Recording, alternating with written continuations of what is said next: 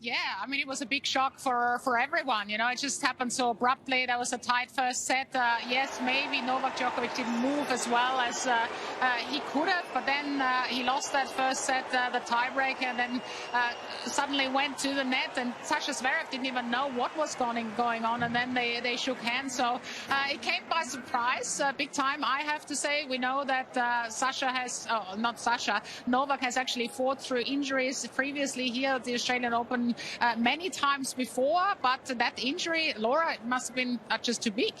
Yeah, definitely. And I think what was unusual about it and why we weren't worried about something like this happening today is because we always see him kind of take it easy the day before a big match, and so even though he wasn't on site the last 2 days, that for us is nothing new to hear, and to see him not on the practice schedule, also nothing new. So yeah, he went out and practiced this morning, apparently was looking a little bit flat. He looks like he's limping. Yeah, definitely looked like he was limping as he walked off the court as well, down that long tunnel, clearly not feeling good on that leg. And it's always quite challenging because even when he's in pain, he still moves well, and you think, oh, there's always a chance, and he's always going to be able to dig these kind of matches out and somehow find a way to win. But it was just too much today.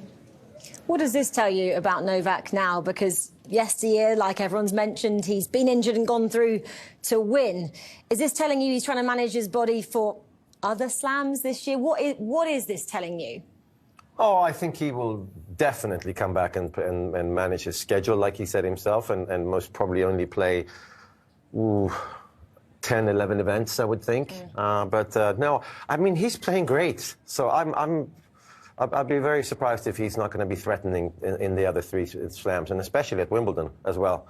So it's worrying when you're at his age, because I think recovery from an injury should take a little bit longer normally the older you get, doesn't it? I think so. But again, in the context of, you know, what he's trying to achieve in the game, with all due respect, when's his next important tournament? You could say it's Roland Garros. I mean, he'd like to play some of the other ones because he needs to keep match practice to a certain extent. He'd like to keep his kind of ranking for the seeding, but, you know, in terms of what he's trying to achieve, he's got plenty of time to make sure that his body is 100%, because it needs to be 100% to compete at the very highest level. And the reality is that it's not going to get easier because of his age. And as you get older, we all appreciate that, you know, the body doesn't quite recover as quickly as it once did. But I think when you focus on his level of tennis, I mean, his level of tennis is right there. I mean, he played an incredible match against Alcaraz. So it's just very, you know, disappointing first and foremost for him that this match finished in these circumstances, and then it's disappointing for all the fans, including us, that love to watch him. Yeah, it wasn't really until the end of that first set as well, about 6-5, because he was moving well. Perhaps the movement, you know, maybe at the end was a little bit stretched, but here was when I think the first signs started to be told. He's popping some tablets to hopefully help the injury. The shake of the head there, Tim. Was that a worrying sign? Did you think then what happened would happen at that stage? Yeah, look, I think in hindsight, when you see him shaking his head, that, you know, perhaps he was struggling more than we thought. And certainly watching that first set, you know, there were opportunities early on, but I did think that Novak was, you know, moving pretty well. But, you know, with that strapping, with what happened against Alcaraz, he's obviously battling it. And, you know, I think when he missed the volley on set point, then it took us all by surprise that, you know, that was the end of it. Yeah, and after that match as well, it wasn't very nice to see. A lot of the fans were booing Novak as he went off the court, and rightly so. Zverev picked up on that and gave his thoughts straight away to Jim Courier.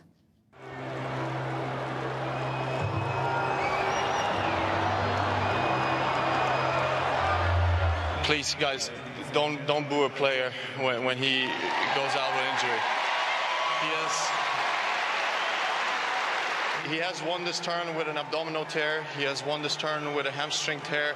If he cannot continue a tennis match, it really means that he cannot continue a tennis match. So please be respectful and really show some love for Novak as well. There's no guy on the tour that I respect more than Novak. He's been one of one of my closest friends on tour. Whenever I struggled, I could always text him, I could always call him, I could always ask him for advice. I was speaking to him for hours last year in Shanghai when I was really struggling mentally a little bit after the US Open defeat in the quarterfinals, and he's always somebody that helped a lot. And you know, I wanted it to be a tough 5-set match as well. But, you know, it is how it is. He's won this tournament 10 times, and again, I have nothing but respect for him.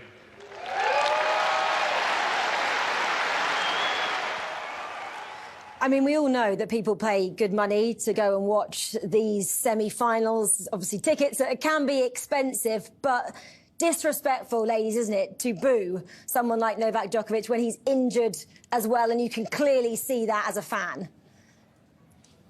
Yeah, I mean, it was horrible. We were shocked, Laura and myself, when the crowd started booing. And, you know, I mean, you never know in tennis, in sports, anything can happen. You can get injured, obviously. And clearly he was that injured, he couldn't continue. And yes, the tickets are expensive. But again, that's sports. It's not that you buy a ticket for a movie where you know this is going on for 2 hours and you're going to be there from start to finish. No, you could be there for an hour and a half only, but you could also be there for 5 hours. And that's the beauty about tennis, because you never know what happens. And I loved, Laura, the sportsmanship from Sasha Zverev out there, and how much respect he showed Novak Djokovic. As he should, though, because, you know, to hear that as Novak's walking out, for anyone to get booed when they're struggling with an injury, let alone someone who's won the tournament 10 times and he's trying to reach heights in tennis that no one has achieved before. And so to, you know, see him walk off kind of dejected, plus not really having the support that he would have wanted, just really disappointing, I think. And now I'm sure people will start to rally around him, because, you know, they realise that actually he wants, you know, that fan support. He wants the energy from the crowd. And this tournament, I think he's been a little disappointed in how it's gone. Well, it was great for Zverev to speak like he did, because I think that did show the fans exactly what Novak was going through there and put the respect back on Novak. I want to turn it to Zverev. In terms of him reaching the Grand Slam final like this, it's not the way he'd have liked to have done it, is it, guys? No, it isn't, for sure. I think that he'd be really disappointed for the first few hours afterwards, but I think then the focus goes on Sunday.